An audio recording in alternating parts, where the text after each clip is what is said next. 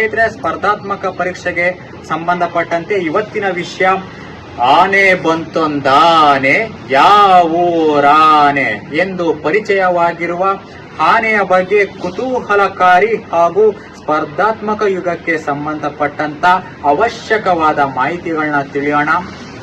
ನಮ್ಗೆ ಗೊತ್ತಿರೋ ಹಾಗೆ ಭೂಮಿಯ ಮೇಲೆ ವಾಸಿಸುತ್ತಿರುವ ಅತಿ ದೊಡ್ಡ ಸಸ್ತನಿ ಆನೆ. ಸ್ನೇಹಿತರೆ, ದ್ವಿತೀಯ PUCಯಲ್ಲಿ ನಾವು ಒಂದು ಸ್ಟೋರಿ ನಾವು ಓದ್ಕೊಂಡೇ ಬಂದಿದ್ದೀವಿ. ಆ ಸ್ಟೋರಿ ಕೃಷ್ಣೇಗೌಡರ ಆನೆ. ಈ ಕೃಷ್ಣೇಗೌಡರ ಆನೆ ಸ್ಟೋರಿ ಬರೆದವರು ಪೂರ್ಣಚಂದ್ರ ತೇಜಸ್ವಿ. ಪೂರ್ಣಚಂದ್ರ ತೇಜಸ್ವಿ ಅವರ ಪ್ರಮುಖ ಸಾಹಿತ್ಯಗಳು ಕಿರಗೂರಿನ ಗಯ್ಯಾಳಿಗಳು, ಅಬಚೂರಿನ ಪೋಸ್ಟ್ ಆಫೀಸು, ಏರೋಪ್ಲೇನ್ ಚಿಟ್ಟೆಗಳು, ಕಾರ್ವೋಲೋ. ಸ್ನೇಹಿತರೆ, ಈ ಕಾರ್ವೋಲೋ ಕೃತಿಯಲ್ಲಿ ಹಲವಾರು ಕ್ವಶನ್ಗಳನ್ನ ಸ್ಪರ್ಧಾತ್ಮಕ ಪರೀಕ್ಷೆಯಲ್ಲಿ ನೋಡ್ತಾನೆ ಇರ್ತೀವಿ. ಈ ಕಾರ್ವೋಲದಲ್ಲಿ ಬರುವಂತಹ ನಾಯಿ ಹೆಸರು ಕಿವಿ. ಈ ಕಾರ್ವೋಲ ಯಾರು? ಈ ಕಾರ್ವೋಲ ಯಾರು ಅಂದ್ರೆ ಬಿರಿಯಾನಿ ಕರಿಯಪ್ಪ. ಈ ಬಿರಿಯಾನಿ ಕರಿಯಪ್ಪ ಯಾರು ಅಂದ್ರೆ ಪೂರ್ಣಚಂದ್ರ ತೇಜಸ್ವಿ ಅವರ ಮನೆಯಲ್ಲಿ ಮಾಂಸದ ಅಡುಗೆಯನ್ನ ತಯಾರು ಮಾಡ್ತಿದ್ದವನು.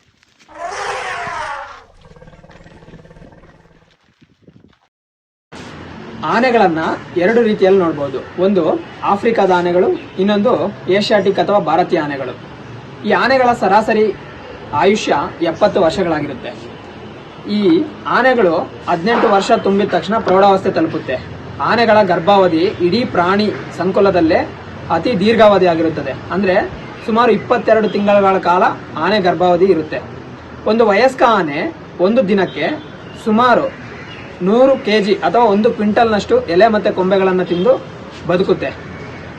ಅಷ್ಟೇ ಅಲ್ಲ, ಈ ಆನೆ ಹಾಲಿರುತ್ತಲ್ಲ, ಅದರಲ್ಲಿ ಅತಿ ಹೆಚ್ಚಿನ ಪ್ರಮಾಣದಲ್ಲಿ, ಅಂದರೆ ಬೇರೆ ಹಾಲಿಗೆ ಕಂಪೇರ್ ಮಾಡಿದ್ರೆ ಅತಿ ಹೆಚ್ಚಿನ ಪ್ರಮಾಣದಲ್ಲಿ ಆಲ್ಕೋಹಾಲ್ ಕಂಟೆಂಟ್ ಇರುತ್ತೆ. ಹಾಗೆ ಈ ಆನೆಗಳು ಇಷ್ಟೆಲ್ಲ ತಿನ್ನುತ್ತವೆ, ಎಷ್ಟೊತ್ತು ವಿಶ್ರಾಂತಿ ಅಥವಾ ನಿದ್ದೆ ಮಾಡುತ್ತವೆ ಅಂತ ಕೇಳಿದ್ರೆ ಬರೀ 2 ರಿಂದ 3 ಗಂಟೆ ಮಾತ್ರ. ಇದು ನಿಮ್ಗೆ ಆಶ್ಚರ್ಯ ಅನ್ಸ್ಬೋದು, ಬಟ್ ಅದು ರಿಯಲ್ ಫ್ಯಾಕ್ಟ್. ಈ ಆನೆಗಳು ಯಾವಾಗಲೂ ಹಿಂಡಾಗಿ ಬದುಕ್ತವೆ. ಹಿಂಡು ಅಂದರೆ ಗುಂಪು. ಈ ಗುಂಪಿನ ಮುಂದಾಳತ್ವ ಯಾವಾಗಲೂ ಅತ್ಯಂತ ಹಳೆಯ ಅಥವಾ ಅತ್ಯಂತ ವಯಸ್ಸಾಗಿರ್ತಕ್ಕಂಥ ಹೆಣ್ಣಾನೆ ವಹಿಸಿರುತ್ತೆ. ಅಂದರೆ ಇಲ್ಲಿ ಮಾತೃತ್ವ ಪ್ರಧಾನವಾಗಿ ಆನೆಗಳಲ್ಲಿ ಕಾಣಬಹುದು. ಅದೇ ರೀತಿ ನಮ್ಮ ಭಾರತದಲ್ಲಿ ಸುಮಾರು 28,000ಕ್ಕೂ ಅಧಿಕವಾದ ಆನೆಗಳನ್ನು ನಾವು ಕಾಣ್ತೀವಿ. ಆನೆ ಗಣತಿ ಪ್ರತಿ 5 ವರ್ಷಕ್ಕೊಮ್ಮೆ ನಡೆಯುತ್ತೆ. ಅದರ ಪ್ರಕಾರ ಅತಿ ಹೆಚ್ಚಿನ ಪ್ರಮಾಣದಲ್ಲಿ, ಅಂದರೆ 25%ಕ್ಕಿಂತ ಹೆಚ್ಚಿನ ಪ್ರಮಾಣದಲ್ಲಿ ಕರ್ನಾಟಕದಲ್ಲಿ ಕಾಣಬಹುದು. ಸುಮಾರು 6,395 ಆನೆಗಳು ಕರ್ನಾಟಕದಲ್ಲಿದೆ. ಅದಕ್ಕೋಸ್ಕರನೇ ಕರ್ನಾಟಕ ಮೊಟ್ಟ ಮೊದಲ ಸ್ಥಾನದಲ್ಲಿದೆ. 2ನೇ ಸ್ಥಾನದಲ್ಲಿ ಅಸ್ಸಾಂ, 3ನೇ ಸ್ಥಾನದಲ್ಲಿ ಕೇರಳನ ಕಾಣಬಹುದು. ಈ ಆನೆ ಪಳಗಿಸುವ ಕೇಂದ್ರವನ್ನ ನಾವು ಕರ್ನಾಟಕದಲ್ಲಿ ಕೊಡಗಿನ ದುಬಾರೆಯಲ್ಲಿ ಕಾಣಬಹುದು. ಆನೆ ಪಳಗಿಸುವವನನ್ನ ಮಾವುತ ಅಂತ ಕರಿತೀವಿ. ಮಾವುತ ನೋಡಿ, ಈ ಆನೆ ಪಳಗಿಸುವ ಕಲೆಯನ್ನ ಗಜಶಾಸ್ತ್ರದಲ್ಲಿ ಶ್ರೀ ಪುರುಷ ಆಗ್ಲೇ ಬರೆದಿರೋ ಒಂದು ವಿಶೇಷ. ಆನೆಗಳನ್ನ ಆರೈಕೆ ಮಾಡೋದಕ್ಕೆ ಭಾರತದಲ್ಲಿ ಒಂದು ಆಸ್ಪತ್ರೆಯನ್ನು ಸ್ಟಾರ್ಟ್ ಮಾಡಿದ್ದಾರೆ. ಎಲ್ಲಂದ್ರೆ ಉತ್ತರ ಪ್ರದೇಶದ ಮಥುರಾದಲ್ಲಿ. ಅದೇ ರೀತಿ ಕರ್ನಾಟಕದಲ್ಲಿ ಆನೆ ಆರೈಕೆ ಕೇಂದ್ರವನ್ನ ಕೋಲಾರದ ಲಕ್ಷ್ಮೀಪುರ ಅರಣ್ಯ ಪ್ರದೇಶದ ನಿಯರ್ ಕಾಜಿ ಕಲ್ಲಳ್ಳಿ ಅಂತ ಬರುತ್ತೆ. ಅಲ್ಲಿ ಈ ಆನೆ ಸಂರಕ್ಷಣಾ ಅಥವಾ ಆನೆ ಆರೈಕೆ ಕೇಂದ್ರವನ್ನ ಕಾಣಬಹುದು. ನೋಡಿ, ನಮ್ಮ ಭಾರತದಲ್ಲಿ ministry of environment, forest and climate change ಅಡಿಯಲ್ಲಿರುವಂಥ ಸ್ಟೀರಿಂಗ್ ಕಮಿಟಿ ಆನೆ ಸಂರಕ್ಷಣಾ ಮೀಸಲುಗಳನ್ನು ಘೋಷಣೆ ಮಾಡುತ್ತೆ. ಭಾರತದಲ್ಲಿ ಪ್ರಸ್ತುತ 33 ಆನೆ ಸಂರಕ್ಷಣಾ ತಾಣಗಳು ಇರೋದು. ಕರ್ನಾಟಕದಲ್ಲಿ ಮೈಸೂರು ಮತ್ತು ದಾಂಡೇಲಿ ಈ 2 ಆನೆ ಸಂರಕ್ಷಣಾ ಮೀಸಲುಗಳನ್ನು ಕಾಣಬಹುದು. ಈ 33 ಆನೆ ಸಂರಕ್ಷಣಾ ತಾಣಗಳಲ್ಲಿ ಜಾರ್ಖಂಡ್ನ ಸಿಂಗ್ಭೂಮ್ ಆನೆ ಸಂರಕ್ಷಣಾ ಮೀಸಲು ಮೊದಲನೇದಾಗಿ ಹಾಗೂ 33ನೇದಾಗಿ ಮತ್ತೆ ರೀಸೆಂಟಾಗಿ ತೆರೈ ಆನೆ ಸಂರಕ್ಷಣಾ ಮೀಸಲು ಉತ್ತರ ಪ್ರದೇಶ್ ಇವು ಘೋಷಣೆ ಆಗಿರೋದು. ನಮ್ಮ ಭಾರತದಲ್ಲಿ ಆನೆ ಕಾರಿಡಾರ್ಗಳು ಸುಮಾರು 150 ಇದ್ದಾವೆ. ಅದರಲ್ಲಿ 26 ಕಾರಿಡಾರ್ಗಳು ಪಶ್ಚಿಮ ಬಂಗಾಳದಲ್ಲೇ ನೆಲೆಸಿರುವುದು ವಿಶೇಷ. ಅಂದರೆ ಹೈಯೆಸ್ಟ್ ಕಾರಿಡಾರ್ಗಳು ವೆಸ್ಟ್ ಬೆಂಗಾಲಲ್ಲಿದೆ. ಕರ್ನಾಟಕದಲ್ಲಿ 9 ಕಾರಿಡಾರ್ಗಳಿವೆ. ನೋಡಿ, ಆನೆಗಳು ಕಾಲ ಕಳೆದಂತೆ ತಮ್ಮ ಸಂತತಿಯನ್ನು ಕಳ್ಕೊತಾ ಇದ್ದಾವೆ. ಅದರಲ್ಲಿ ಭಾರತೀಯ ಆನೆಗಳಂತೂ ಮಾನವ ಮತ್ತು ಆನೆಗಳ ಸಂಘರ್ಷದಿಂದ ಪ್ರಾಣ ಕಳ್ಕೊಳ್ತಾ ಇದ್ದಾವೆ. ಇದಕ್ಕೋಸ್ಕರ ವೈಲ್ಡ್ ಲೈಫ್ ಪ್ರೊಟೆಕ್ಷನ್ ಆ್ಯಕ್ಟ್ 1972ರಲ್ಲಿ ಭಾರತೀಯ ಆನೆಗಳನ್ನು ಅನುಸೂಚಿ 1ರಲ್ಲಿ ಮತ್ತು international union for conservation nature ಅದು ರೆಡ್ ಲಿಸ್ಟ್ ಬಿಡುಗಡೆ ಮಾಡುತ್ತೆ. ಆ ರೆಡ್ ಲಿಸ್ಟ್ ಬಿಡುಗಡೆ ಮಾಡುವ 9 ಪಟ್ಟಿಗಳಲ್ಲಿ IUCN ಎಂಡೇಂಜರ್ ಸ್ಟೇಟಸಲ್ಲಿ ಭಾರತದ ಆನೆಗಳಿವೆ. ಅದೇ ರೀತಿ convention on international trade on endangered species ಅಥವಾ ಸೈಟ್ಸ್ ಅಂತ ಏನು ಕರಿತೀವಿ, ಅದರಲ್ಲಿ ಅಪೆಂಡಿಕ್ಸ್ 1 ನಮ್ಮ ಭಾರತೀಯ ಆನೆಗಳನ್ನು ಕಾಣಬಹುದು. ನೋಡಿ, ಈ ಆನೆಗಳನ್ನು ಹೇಗಾದರೂ ಮಾಡಿ ಸಂರಕ್ಷಣೆ ಮಾಡಬೇಕು ಅಂತ ಹೇಳ್ಬಿಟ್ಟು ಭಾರತ ಸರ್ಕಾರ 1992ರಲ್ಲಿ ಪ್ರಾಜೆಕ್ಟ್ ಎಲಿಫೆಂಟ್ ಅಂತ ಒಂದು ಪ್ರಾಜೆಕ್ಟ್ ತಂತು. ಅದು ಭಾರತದಲ್ಲಿ 16 ರಾಜ್ಯಗಳು ಇಂಪ್ಲಿಮೆಂಟ್ ಮಾಡಿದ್ವು. ಯಾವುದನ್ನ? ಪ್ರಾಜೆಕ್ಟ್ ಎಲಿಫೆಂಟ್ ಅನ್ನ. ಈ ಪ್ರಾಜೆಕ್ಟ್ ಎಲಿಫೆಂಟು ಸಂಪೂರ್ಣವಾಗಿ ಕೇಂದ್ರ ಪ್ರಾಯೋಜಿತ ಯೋಜನೆ. ಅದರಲ್ಲಿ ministry of environment, forest and climate change ಜಾರಿಗೆ ತಂದಿರೋದು ವಿಶೇಷವಾಗಿದೆ. ಅದರಲ್ಲಿ ಆನೆ ಆವಾಸ ಸ್ಥಾನಗಳನ್ನು ಪುನರ್ ಸ್ಥಾಪನೆ ಮಾಡಬೇಕು, ಮತ್ತೆ ಮಾನವ ಮತ್ತೆ ಆನೆಗಳ ಸಂಘರ್ಷವನ್ನ ಸಂಪೂರ್ಣವಾಗಿ ಕಡಿತಗೊಳಿಸಬೇಕು ಅಂತ ಹೇಳ್ಬಿಟ್ಟು ಪ್ರಾಜೆಕ್ಟ್ ಎಲಿಫೆಂಟ್ ಅನ್ನ ತಂದಿರೋದು. ನೋಡಿ, ಅದೇ ತರ ಮೈಕ್ ಅನ್ನೋ ಒಂದು ಕಾರ್ಯಕ್ರಮವನ್ನ ಸೈಟ್ಸ್ ಅಂತ ಬರುತ್ತೆ, convention on international trade on endangered species 2003ರಲ್ಲಿ ಜಾರಿಗೆ ತಂತು. ಮೈಕ್ನ ಪ್ರಮುಖ ಉದ್ದೇಶ ಏನಂದ್ರೆ, ಅಕ್ರಮವಾಗಿ ಆನೆಗಳನ್ನ ಅವುಗಳ ದಂತಕ್ಕೋಸ್ಕರ ಕೊಲ್ತಿದ್ದಾರಲ್ಲ, ಅದನ್ನ ತಡಿಬೇಕು ಅಂತ ಹೇಳ್ಬಿಟ್ಟು ತಂದಿರೋದು. ಮೈಕ್ನ ಫುಲ್ ಫಾರ್ಮ್ ಏನು ಅಂದ್ರೆ monitoring the illegal killing of elephants.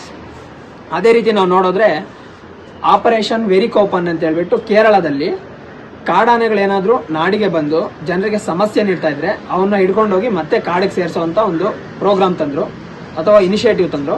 Next project rehab ಅಂತ ಹೇಳ್ಬಿಟ್ಟು ಕರ್ನಾಟಕದಲ್ಲಿ ಖಾದಿ ವಿಲೇಜ್ ಇಂಡಸ್ಟ್ರೀಸ್ ಕಮಿಷನ್ ಇದು ಪ್ರಾಜೆಕ್ಟ್ ರಿಹಬ್ ಅಂತಂತು. ಇದರ ಪ್ರಮುಖ ಉದ್ದೇಶ ಏನು ಅಂದ್ರೆ, ಕಾಡಿನ ಅಂಚಿನಲ್ಲಿ ಜೇನು ಹುಳುಗಳನ್ನ ಬೆಳೆಸೋದು. ಅವುಗಳು ಆನೆಗಳು ಬಂದಾಗ ಅವುಗಳ ಶಬ್ದದಿಂದ ಆನೆಗಳು ಮತ್ತೆ ಪುನಃ ವಾಪಸ್ ಅರಣ್ಯಕ್ಕೆ ಹೋಗೋದು. ಈ ರೀತಿ ಮಾಡೋದೇ ಪ್ರಾಜೆಕ್ಟ್ ರಿಹಬ್. ಇವೆಲ್ಲ ಆನೆಗೆ ಸಂಬಂಧಿಸಿದಂಥ ಪ್ರಮುಖವಾದ ಯೋಜನೆಗಳು. ನಂತರ ಕೇರಳದ ಪೆರಿಯಾರ್ ರಾಷ್ಟ್ರೀಯ ಉದ್ಯಾನವನ ಹೌದು, ಆನೆ ಸಂರಕ್ಷಣಾ ಮೀಸಲು ಹೌದು. ಅದು ಆನೆಗಳಿಗೆ ತುಂಬಾ ಪ್ರಸಿದ್ಧಿ ಇದ್ದಂಗೆ ಕೇರಳದಲ್ಲಿ. ಸ್ನೇಹಿತರೆ, ಆನೆಗೆ ಸಂಬಂಧಿಸಿದಂತೆ ಕೇರಳ ರಾಜ್ಯ ಯಾವಾಗಲೂ ಸುದ್ದಿಯಲ್ಲಿರುತ್ತೆ. ಸಾರ್ವಜನಿಕ ಜಾತ್ರೆಗಳಲ್ಲಿ ಮೊಟ್ಟ ಮೊದಲ ಬಾರಿಗೆ ರೋಬೋಟ್ ಆನೆಯನ್ನು ಬಳಸಿದ ಮೊದಲ ರಾಜ್ಯ ಕೇರಳ. ಆನೆ ಒಂದು ಸಾಕು ಪ್ರಾಣಿಯಲ್ಲ ಅಂತ ಹೇಳೋ ರಾಜ್ಯ ಕೇರಳ. ಸ್ಟ್ಯಾಟಿಕ್ ಜಿಕೆ ಆನೆಗೆ ಸಂಬಂಧಿಸಿದಂತೆ ಕರ್ನಾಟಕದ ರಾಜ್ಯ ಪ್ರಾಣಿ ಆನೆ. ಎಲಿಫೆಂಟ್ ಮ್ಯಾನ್ ಆಫ್ ಇಂಡಿಯಾ ಯಾರು ಅಂದ್ರೆ ಅಜಯ್ ದೇಸಾಯಿ. ಭಾರತದಲ್ಲಿ ಆನೆ ದಿನವನ್ನ ಯಾವತ್ತು ಆಚರಿಸ್ತೀವಿ ಅಂದ್ರೆ ಆಗಸ್ಟ್ 12. ಎಲಿಫೆಂಟ್ ಜಿಮ್ ಯಾವ ರಾಜ್ಯದಲ್ಲಿ ಅಂದ್ರೆ Uttarakhand. Elephanta caves Maharashtra. Elephanta falls Meghalaya. Elephanta pass Sri Lanka. ಇನ್ನ ನೋಮ್ಯಾಡಿಕ್ ಎಲಿಫೆಂಟ್ ಸಮರಾಭ್ಯಾಸ ಯಾವ ದೇಶಗಳಿಗೆ ನಡೆಯುತ್ತೆ ಅಂದ್ರೆ ಭಾರತ ಮತ್ತು ಮಂಗೋಲಿಯಾದ ರಾಜಧಾನಿ ಉಲನ್ ಬತರ್. ಬಿಳಿ ಆನೆಗಳ ನಾಡು ಯಾವುದಪ್ಪ ಅಂದ್ರೆ ಥೈಲ್ಯಾಂಡ್ ರಾಜಧಾನಿ ಬ್ಯಾಂಕಾಕ್. ಬಿಮ್ಸ್ಟೆಕ್ ನ ಹೆಡ್ ಕ್ವಾರ್ಟರ್ ಬ್ಯಾಂಕಾಕ್ ಇರೋದು ಯಾವ ನದಿ ದಡದಲ್ಲಿ ಅಂದ್ರೆ ಮೀನಂ ನದಿ ದಡದಲ್ಲಿ. ಜೈನ ಧರ್ಮದ 2ನೇ ತೀರ್ಥಂಕರನಾದ ಅಜಿತನಾಥನ ಚಿಹ್ನೆ ಆನೆ. ಬಿಎಸ್ಪಿ ಚುನಾವಣಾ ಪಕ್ಷದ ಚಿಹ್ನೆ ಆನೆ. ಭಾರತೀಯ ಸಂವಿಧಾನ ರಚನಾ ಸಭೆಯ ಚಿಹ್ನೆ ಆನೆ. ಸ್ನೇಹಿತರೆ, 2023ರ ಅಸ್ಸಾಂನ ಕಾಜಿರಂಗ ರಾಷ್ಟ್ರೀಯ ಉದ್ಯಾನವನದಲ್ಲಿ 30ನೇ ಗಜೋತ್ಸವ ನಡೆಯುತ್ತೆ. ಗಜಶಾಸ್ತ್ರ ಅನ್ನೋ ಕೃತಿ ಬರೆದಿತ್ತು ಶ್ರೀ ಪುರುಷ. ಇದು ಆನೆಗಳನ್ನ ಪಳಗಿಸುವ ಕಲೆ ಬಗ್ಗೆ ತಿಳಿಸುತ್ತೆ.